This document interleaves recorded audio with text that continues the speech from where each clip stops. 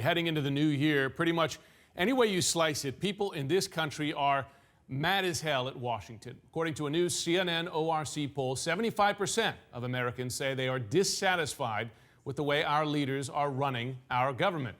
Most are at least somewhat angry with the way things are going in the U.S. Republicans most likely to feel that way, especially and almost unanimously at 97%.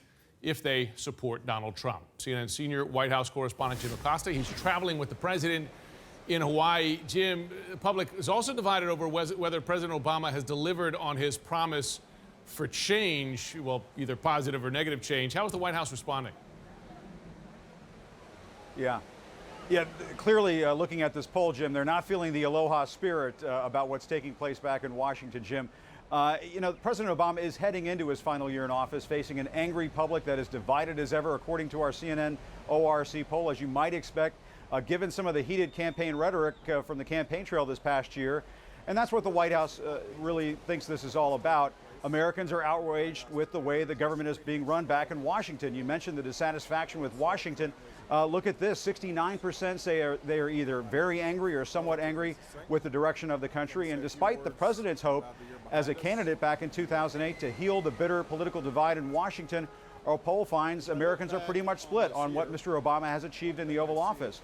Most Americans believe he has brought significant change to the country, but look at this, 37% say that change has been for the better, while the exact same number, 37% say that change has been for the worse. Now, our poll did find one area where the public is optimistic, feeling good about the president's handling of his job, and that is on the economy. 52% say they like the way the president has handled the economy. 47% say they disapprove.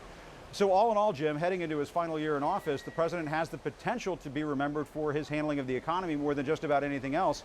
And as we all know, Americans vote with their wallets, so this is a potential boost for Democrats heading into 2016, despite all of that anger out there, which is palpable and very much present in our new poll. Now, I don't know if this qualifies as a silver lining, but there is someone who Americans are more disapproving of than the president, or many people who the Americans are more disapproving of, and that's Congress.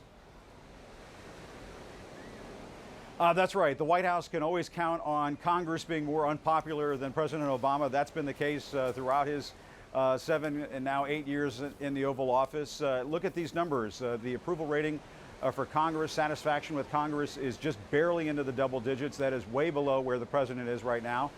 But, you know, to the credit of House Speaker Paul Ryan, he is trying to change that. Remember, in recent weeks, he's been talking about making the Republican Party the proposition party, not the opposition party, and he's been priding himself on getting things done like the budget, avoiding a government shutdown, those sorts of things. And so Paul Ryan and other like-minded House Republicans, perhaps not that conservative caucus that John Boehner had so much trouble with, but the Ryanites, you might call them, up on Capitol Hill, are trying to change things for the Republican Party, and that might change these numbers for Republicans up on Capitol Hill and for the overall congressional approval rating.